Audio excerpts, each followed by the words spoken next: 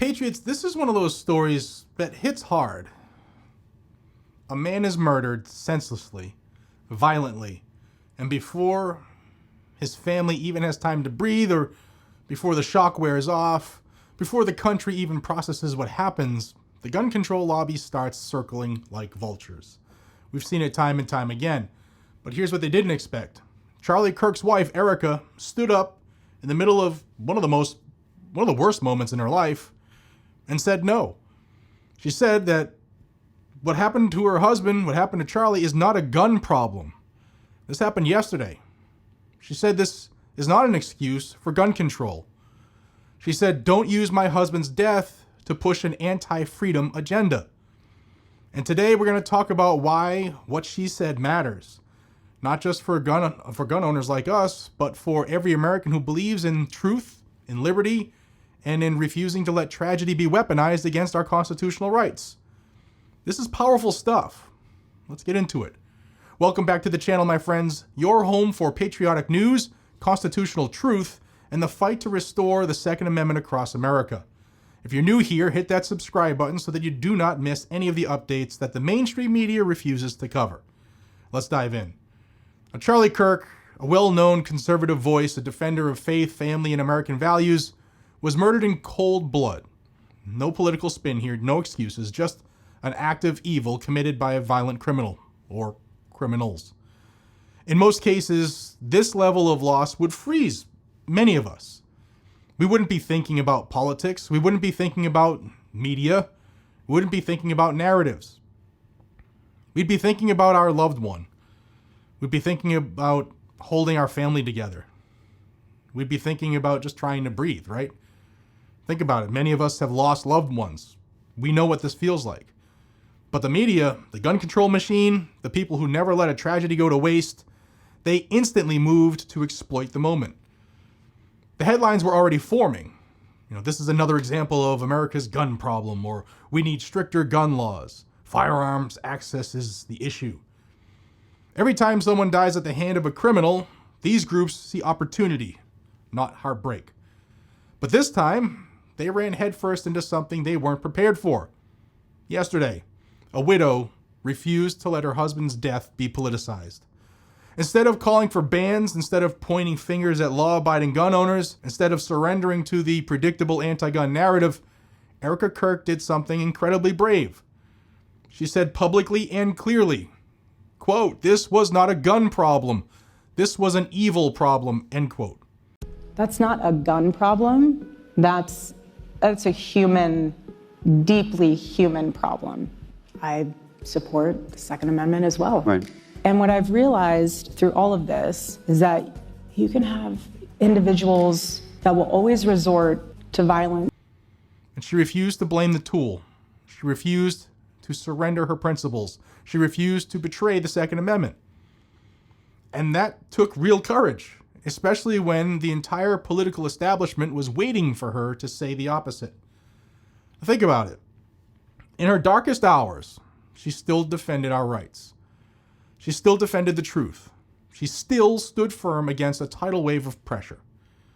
Now, regardless of what you think about the scenario, the situation, or all the theories that are out there, that's strength. That's integrity. And that's exactly the kind of clarity America needs. Now, most people, even some who support the Second Amendment, would buckle in moments like this. They get emotional or confused or start to think, maybe the gun really was the problem. But Erika didn't. And I was very pleasantly surprised to hear what she said yesterday. She said what millions of gun owners know deep down, that criminals are responsible for crime, not firearms, not magazines, not accessories, not gun owners, not the Second Amendment. Her statement forces this nation to confront the uncomfortable truth. It's not the gun, it's the person holding it. And by refusing to let her husband's death become a pro-gun control propaganda source, she exposed one of the biggest lies in American politics. Gun control does nothing to stop evil. Never, ever put your life in jeopardy over gun control policies. That is one main reason why you should join Attorneys on Retainer. They've got your back from red flag orders to self-defense claims in every single state. Yes, New York City as well. Whether it's a gun-free zone or a weapon was used or not, fists, clubs, cars, pepper spray, knives, any weapon, including those not on your communist state rosters. Whether or not you have a CCW permit that's valid or not. And so much more. If you're ever targeted by the government simply for exercising your Second Amendment rights, you're going to want to have that bulldog in your corner. If you're carrying a firearm for self-defense, you need legal defense. You need a legal team that actually understands your rights. AOR is backed by Attorneys for Freedom, and they're the only law firm in this country that specializes in self-defense cases. That's all they do. If you can reasonably and in good faith assert that you acted in self-defense of yourself or others, AOR will cover you, period. They believe that our right to defend ourselves, our right to keep and bear arms, is just that. It's our right. Learn more at the link down below and save, for a limited time, $50 off your individual plan sign-up fee or $25 off your family plan sign-up fee by using my code GNG at the link down below. You can also use the QR code I made for you. Plus, if you join now, you can lock in your price until 2030, but you have to do it before the end of this month, December. That's huge because they've added additional benefits and it costs money, so prices are going to go up. They're already ready to fight for you and your rights when others won't. And come hang out with me and the attorneys who give you real protection and stand at the front lines of legal advocacy for freedom. I will be at the Attorneys on Retainer Association Conference on February 20th and 21st in Mesa, Arizona. You can learn more at the link down below or that QR code. Now back to this story. Let's be honest here, the anti-gun machine relies on emotion, not logic. They need families to react emotionally. They need public figures to panic. They need victims to call for bans. They need tragedy to fuel their agenda. They were absolutely certain that because this involved a well-known conservative figure, the pressure would be enough to make his family fold and thus maybe get us some bans or something.